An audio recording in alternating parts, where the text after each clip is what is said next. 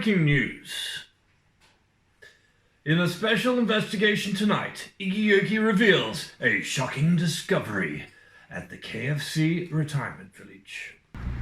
That's right, Eggs. It's a Kentucky Fried Catastrophe.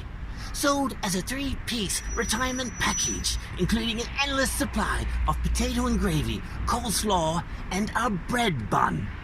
However, our investigation reveals the sinister truth here at KFRV. You tell me, does this look like a happily retired chicken? This is Iggy Yoki for Breaking Egg News. Hello. Paul Abdul?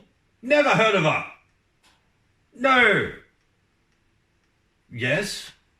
Well, if you're suggesting a personal request, I would like to hear the chicken dance song. Yes, okay, all right, bye.